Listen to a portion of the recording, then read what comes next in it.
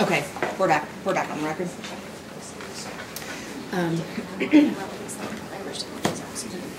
Ms. Mack.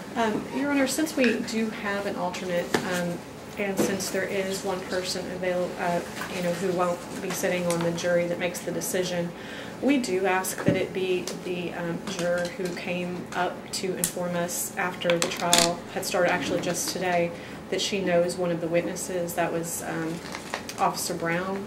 And I know she answered the questions correctly about whether that would influence her and all that. However, it wasn't something that was disclosed. We would have struck her had we known that she knew someone who was a witness, and he was actually a very hostile witness to us. So we would ask that that particular juror be the alternate in the case, rather than it being random. Okay. May I respond? Yes. I think that would be highly inappropriate. The defense had the opportunity to ask her questions about her impartiality. She stated that she had worked across from Officer Brown, I believe, a few years ago. 10 years ago. Yes, hadn't seen him in years. Just knew him and knew that he was a nice guy, but she said that wouldn't have anything to do with her decision making today. She said she could be impartial. At this point, I think it just needs to be a random draw. We don't get to pick, who we didn't like their reaction or whatever the case may be. We don't get to pick who the alternate is. It's just a random draw. Yeah, and I mean, it was not even a response to a question. She just went ahead and said, yeah, I knew him from 10 years ago. We worked across from one another, kind of barely knew him, but this in no way would impact my ability to make a fair decision here. So I'd rather just it be the random draw as well. And I guess our objection is just based on the fact that she didn't disclose that in voir dire when the names were listed, even though she was asked at least twice, maybe 3 times. And in addition to that, she, we had no way. We would have used a peremptory had we known that, and we had no way to know it. And I think, one, Kenneth Brown is a common enough name to where she may not have thought, oh, I definitely know him. 2, if she doesn't know him well enough to really know his name very well, then that kind of goes into the fact that she doesn't know him very well. And 3, she doesn't even know that this guy who she may have known 10 years ago is a police officer. So I'm going to deny the motion. Okay. Anything else? All right. Judge, I'm sorry, just briefly. Some of the evidentiary issues we had, the proof of service in there, we needed to make a copy of that before we gave it to the jury. Thank you. And then the videos, the DVD for the body cam, and then the 911 calls, we were not, unfortunately, able to figure out how to go through and redact certain sections of it. And so I don't think it would be appropriate for the jury to be able to take that back with them. And so I think if they're interested, Julie and I, Ms. Mudd and I kind of talked about this, if the jury would like to maybe listen or watch something again, I think it would be come appropriate back out here to do it. Yeah. Okay. And I think that's the way it's done a lot of times anyway. So, okay. As far as testimony.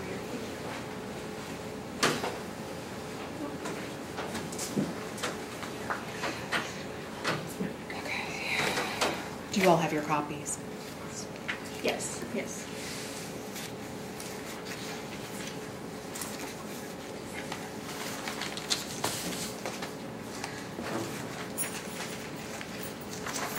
Marcus, do you mind to hand these to them? Marcus, do you mind to hand these to them as they come in, please? Thank you. All right. No, they've got theirs, just to the jury. I already have one here.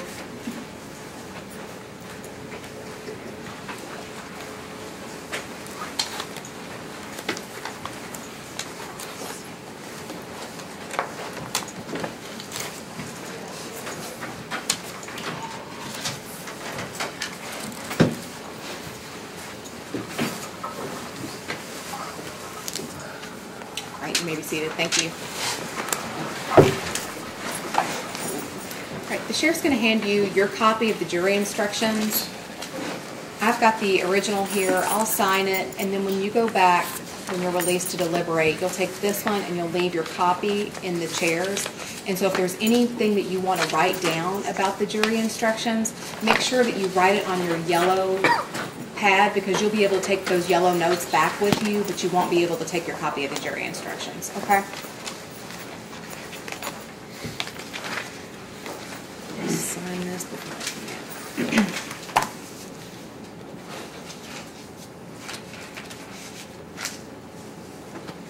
All right. If you all have your copies, then I'll read through the instructions with you.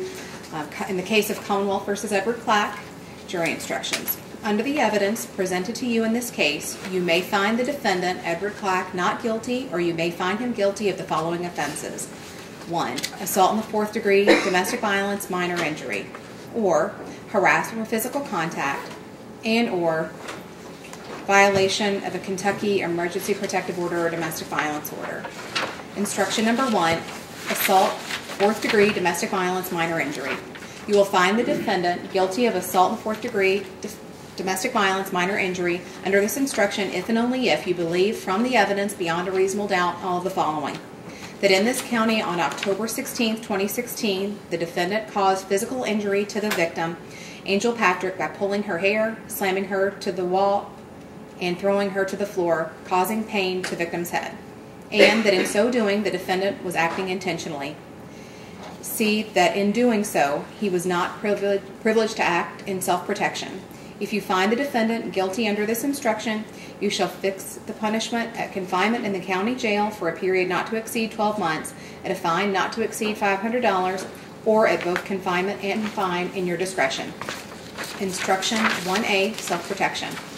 Even though the defendant might otherwise be guilty of intentional assault under instruction number 1, if at the time the defendant pulled Angel Patrick's hair, slammed her to the wall, and threw her to the floor, he believed that Angel Patrick was then and there about to use physical force upon him, he was privileged to use such physical force against Angel Patrick as he believed to be necessary in order to protect himself against it.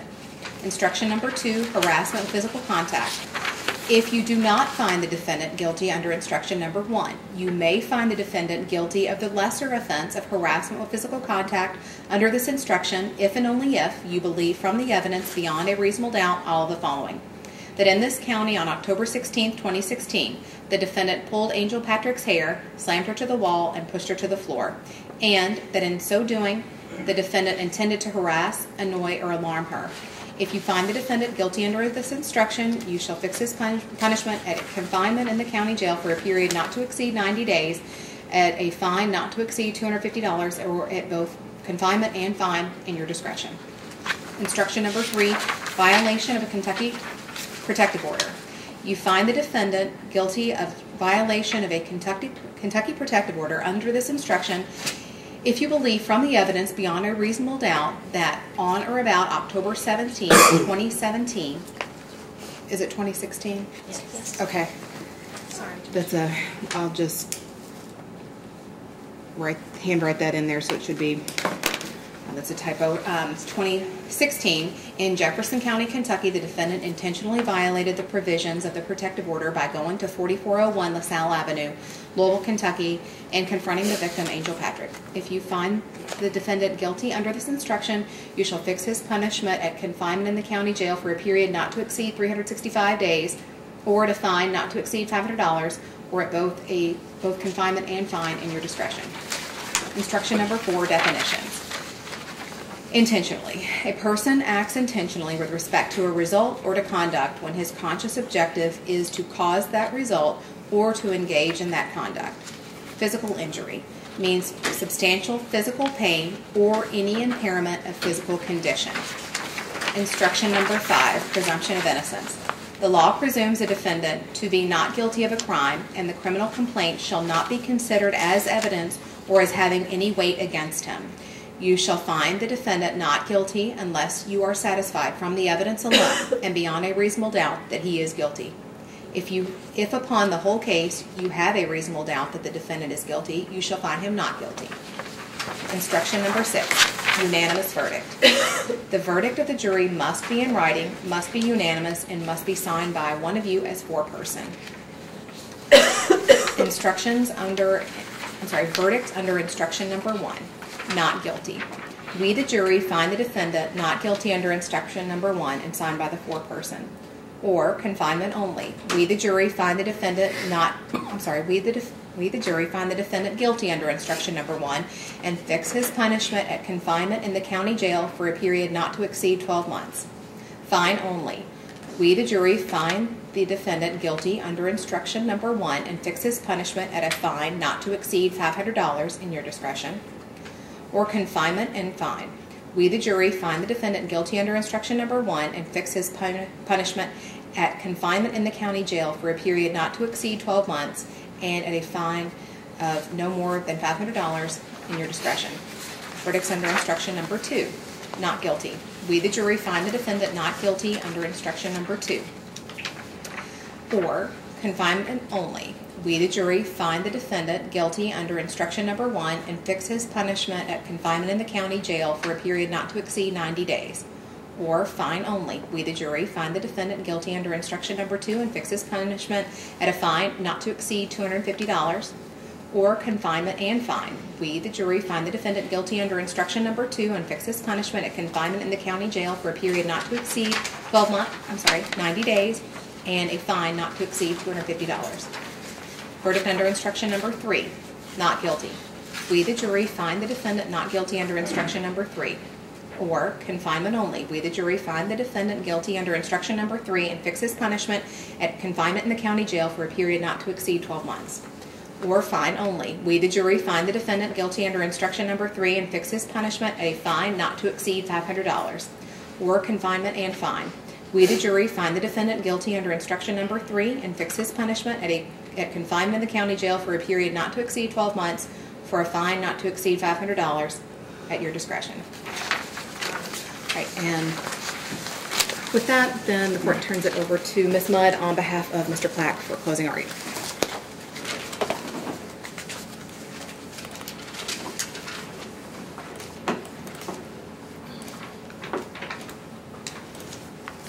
Good afternoon. Thank you all for paying such close attention for so many hours.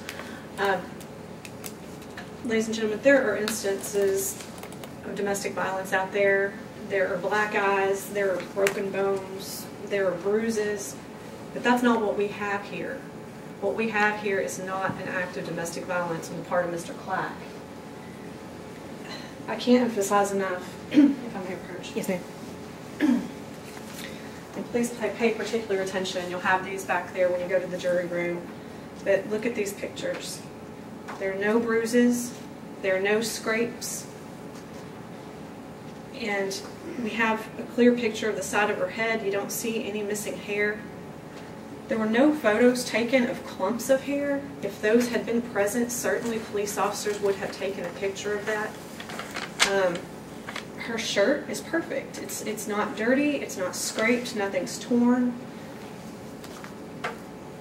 It just doesn't match up with what her testimony is and what her testimony was. And her testimony was that large clumps of hair were ripped from her head. And that's just not what we see here. That's not what the police officer saw. We heard from, I think it was Officer Trevino. And Officer Trevino was the lead officer on this. He on the assault case, and he put that there was no visible injury. So it's not like there's something that we're just not seeing. He couldn't remember seeing any injury. He marked that there was no injury. She didn't leave in an ambulance, and I know that she testified that she went and had things checked out, but we have absolutely no proof of that. This is the Commonwealth's burden. This is the burden of the county to prove that Mr. Clack is guilty. He doesn't have a burden. He doesn't have to prove that he's not guilty. They have to prove that he's guilty.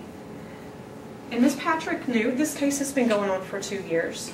That's plenty of time to get medical records, if there were any.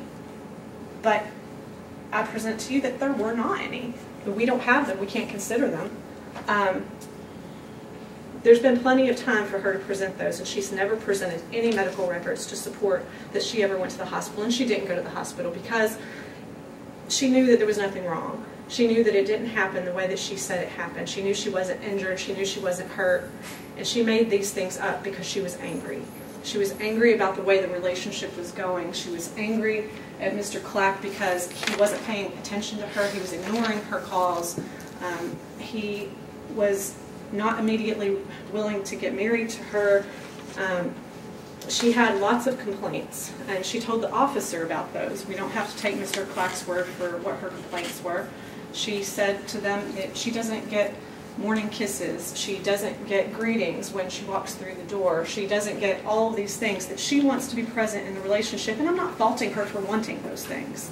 Those are things that everyone should want. But if you're not happy with what you're getting out of a relationship, you leave the relationship. You don't stick around and then later complain about domestic violence that's not true because you're angry at a person. And that's what's happened here.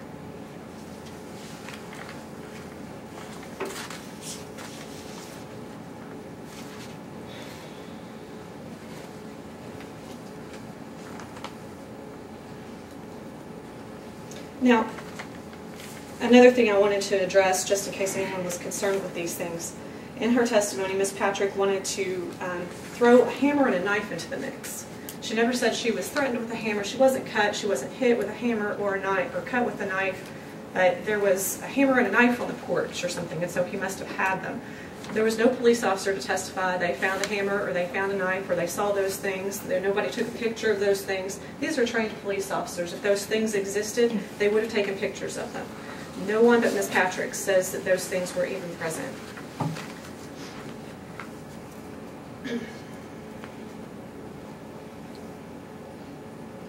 Now, it was obvious that she didn't want to agree, to anything that I asked her about. She didn't remember any lemonade, and she said there was no. Then she said there was no lemonade, and then she said if there was lemonade, she would have thrown it, but there wasn't any lemonade. Not that the lemonade is the big deal here, obviously, but there are certain inconsistencies. At first, she stated that she didn't sign an affidavit to dismiss the DVO. Then, when we confronted her with the affidavit, she said, "Oh yeah, there was that affidavit, but you know what? He made me do that. He made me fill out that affidavit. He made me sign that affidavit. He walked me to the courthouse. There was nothing I could do about that. He forced me to sign that affidavit, and he wrote it, as a matter of fact." So the story just gets bigger and bigger. Now the police officers, they did their job. They came, they took reports, but they don't know what happened. They weren't there. All they know is that there were these accusations. And that's all we have with the EPO as well. The accusations were written down. She didn't meet with the judge to get that EPO. She didn't meet with the trial commissioner to get that EPO. She wrote down a statement and she gave it to a clerk who sent it to a commissioner who signed the EPO. So what I don't want is for anyone to take the fact that the EPO was signed to begin with as proof of any kind that this event actually happened, that this assault actually happened, because that was not proven beyond a reasonable doubt. It wasn't even proven. It wasn't proven at all. There was no testimony given. There wasn't a hearing to get the emergency protective order. That was obtained just by a signature, just by a writing of accusations being sent to a trial commissioner. So that is not proof, and please don't take that as any sort of proof that the actual assault occurred.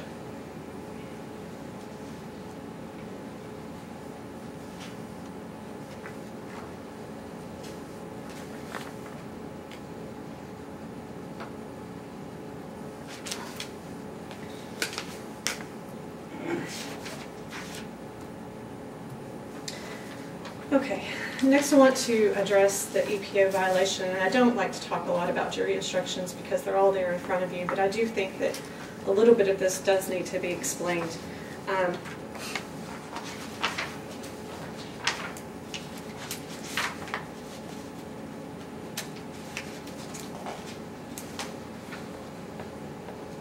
Okay, so on instruction 3, we've got the instructions on the violation of the protective order. And what they say is that you'll find the defendant guilty of violating the protective order under the instruction if you believe from the evidence beyond a reasonable doubt that on or about October 17, 2016, the defendant intentionally violated the provisions of the protective order. And it continues, so you can read it there. But the key word here, I believe, is intentionally. Now, when we're talking about intentional, we're talking about a mental state. We're talking about Mr. Clack's mental state at the time that he went to that house. In order to really understand it, we have to take what was going on at the time. We have to look, I would say we'd have to look at what was happening the previous 24 hours to understand, to have any idea what his mental state might have been, because it is hard to get into someone's head. You don't know what's in someone's head until you really, step into their shoes. So what we have to keep in mind is that within that past 24 hours, Mr. Clack had been working. He had been working all day. He had been working 21 days prior to that. and he was already exhausted at the time that all of this started. So we start from there. Then there's the argument, and then he's arrested, he's taken to jail, he's processed at the jail, he sits in the jail. How much sleep someone can get in the jail before they're woken up to be served with an EPO at 5 in the morning, I have no idea, but I can't imagine it's good rest. So after that, he's processed, he's served, and he's released later that morning with absolutely nothing. He has no phone, he has no transportation, he has no keys, he has no wallet, he has no money, he has nothing. He has absolutely nothing. He's exhausted and doesn't even have a place to lay down. He is completely removed of all of his items, everything that was in the house. He doesn't have a way to go retrieve those. But even with that being the case, what happens next is, everything's fuzzy to him. He, as he testified, had been woken up very early in the morning and wasn't quite aware of what was being told to him regarding this EPO. He was out of sorts at that time. But even despite that, he thought it's just not a good idea to go over there. So he calls the police and he asks the police, "Can you please help me to get my things? I just want my stuff out of there. I've got all this really expensive equipment. It's worth thousands of dollars. It's what I live for, basically." You've heard him, how passionately he talks about his music.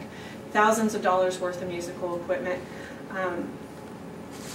Work clothes. He did have a job, as has previously been mentioned, but he also, didn't have his wallet, his phone, his keys. So the officer did get those 3 things for him. But as the officer testified, and Mr. Clark testified as well, when he got his wallet back, there was $300 missing. And as it was also testified, in the past, Ms. Patrick had threatened to destroy his things. And it was thousands of dollars worth of things. So this is his state of mind when he's looking at all of this. He's got $300 missing from his wallet that someone took. I mean, who knows who it was in that house? There were many people, but $300 is missing. He knows that he's got a house full of very expensive equipment in there and no way to get it, so he's trying to get it. The police officer can't help him. They go in, they get the wallet, they get the keys, they get the phone, but they don't. They tell him, we're not, inappropriately so, we're not a moving service. The cops aren't a moving service. If they were, they'd be even busier than they are today, unfortunately. But that's not their job. And so Mr. Clark asks, well, whose job is it? Who can help me? How do I do this? There must be a way. And so the police officer gives him an address on Ormsby, as was discussed here, to go to the sheriff's office to discuss this. So Mr. Clark goes to the sheriff's office, and, he tries to go to the sheriff's office. He goes over to Ormsby, he circles around and doesn't find the sheriff's office, and he's thinking, well, that officer was just trying to get rid of me. Okay, well, maybe I'll find somebody else who can help me. So then he drives downtown, and he goes to the police station downtown, and he asks them, what can I do? And still they say they're not able to help him, because this is the same department who reported it initially and said we're not a moving service. So he's basically going back to the same place where he started with that. And so as a last resort, he thinks, well, maybe the judge can help me. There's a judge involved here. Maybe the judge can help. Goes to the judge's office. The judge isn't available to speak. That's no fault of the judge. I mean, they probably aren't even allowed to speak to him, but he's just trying whatever he can think of to try to get his things back. So then later, he goes to pick up his friend, as he had promised, to take her to work. He picks her up, and on the way back, he notices that there's a moving van there. And he's alarmed, and obviously so, because he sees a moving van. He believes he's already been, that $300 has already been stolen from him, and now there's a moving van outside of the apartment. What are they going to do with those things? So he's not thinking anything at that point about what was going on, or what that order said. Maybe he should have, but that's just not where his mind is. And this is an intentional crime. Even though that police officer had told him, I might have to take you to jail, he also kept saying, read your paperwork, read your paperwork, read your paperwork. And he should have probably read his paperwork. But to prove that it's an intentional crime, he had to have intentionally thought, I'm going to go violate the court order, or I'm going to do this, even though I know that there is a court order in place telling me I am not at all allowed to do any of this. He just wasn't thinking about that. He was thinking about, you know, here's a man who has been basically kicked out with nothing, and he is thinking about how he's going to survive and how he's going to preserve the things that he's worked so hard for and spent thousands of dollars on over time.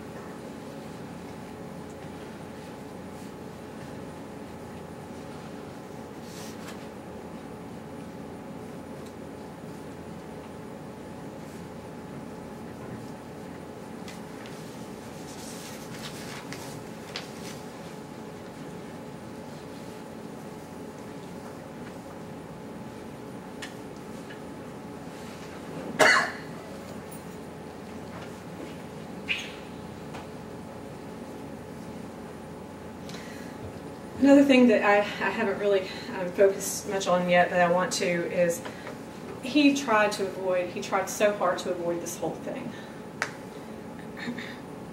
If someone isn't in a place mentally where they can have that conversation, this was obviously going to be a very hard conversation.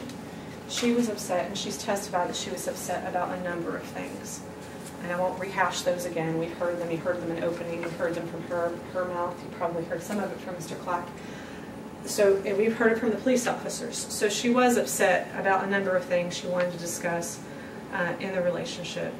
And he knew this was going to be a hard conversation. He knew he was exhausted. He wasn't in a good place to have this conversation. And he tried to avoid it. He locked the door to the bathroom, and she came in. He said, I can't talk about this. Goes downstairs, tries to watch TV. She turns it off repeatedly, saying, no, we're going to talk about this. Finally he says, okay, let's talk. And then there's lots of screaming and exactly the conversation he was trying to avoid having on a day where he's already so exhausted. He tried to avoid it.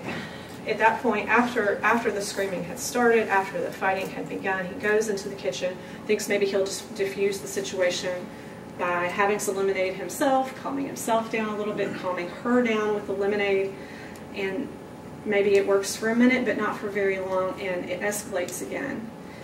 He had tried everything he could to avoid the escalation, and he just didn't want to have the conversation that day. And the most important part is he is not the one who became violent. He is the one who tried to avoid all of this, who tried to move away, to get away from the conversation. But she insisted that we have this conversation now, not later, but now. And so ultimately, it was her who initiated physical contact by hitting him on the shoulder, hitting him on the back, which he says it didn't hurt. But she was hitting him. But then when she grabs the television and begins to try to dump it over on top of him, that's when he can't ignore it any longer. I mean, he can't just let her throw the television onto him. And so that's when I want to go back to your instructions again.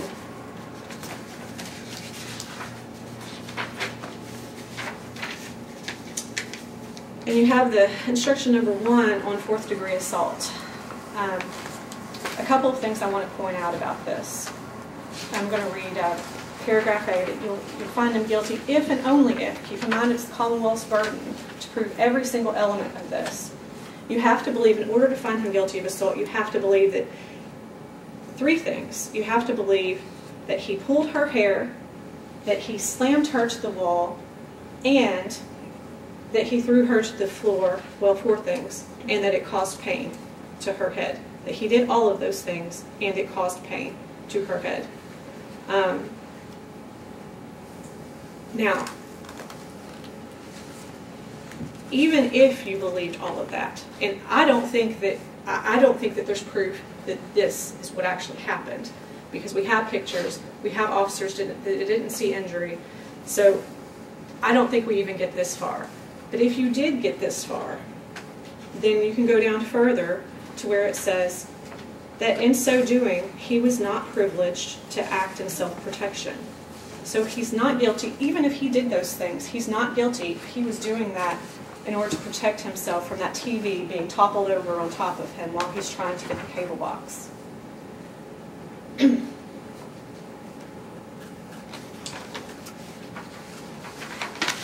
The next one is instruction 1A that states that the defendant could otherwise be so even if you believe all of those things, and like I said, it has to be, there is an and there, so it has to be he pulled her hair and he slammed her to the wall and he threw her to the floor and it caused pain to her head.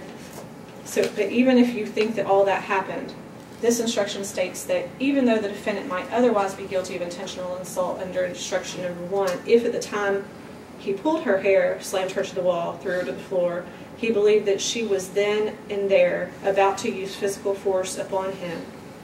And if that's the case, then he was privileged to act in self-defense.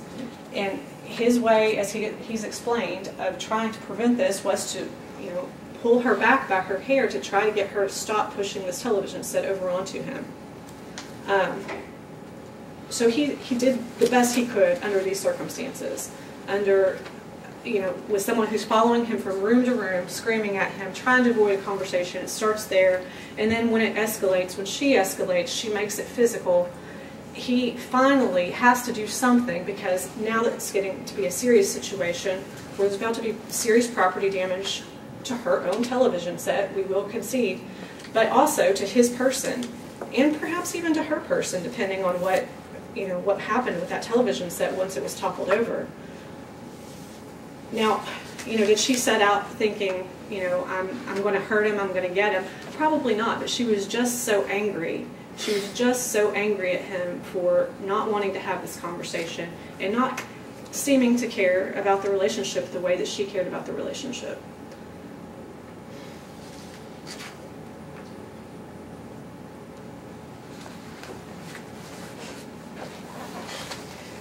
And at the end of the day, the Commonwealth is the one with the burden, as I've mentioned.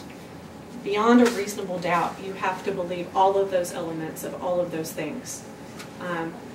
You have to believe that EPO was that violation of the EPO was intentional, not any other standard. The mental state there is intentional, that he was violating it on purpose.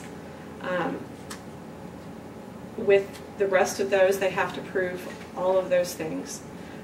On the assault, one thing I wanted to go over, there is something called a lesser included offense, and that lesser included offense to assault is harassment. So the choices you're being given, and I'm asking that you found Mr. Platt not guilty of anything, but just to explain these instructions. He's charged with 2 things. He's charged with assault and a violation of the protective order. However, you are being given the option that if you don't find him guilty of assault, that you could find him guilty of harassment with physical contact.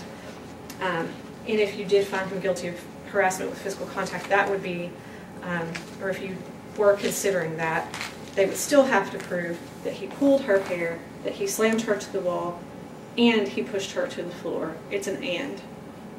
And it's my contention that he did not do any of those things, that we don't even get that far, and we would ask that you find him not guilty of everything he's charged with. Thank you. Thank you, Ms. Mudd.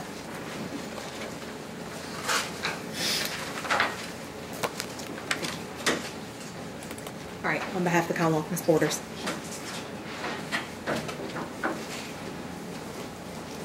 I want to thank you all for being here today, and definitely thank you for your attention the past 2 days.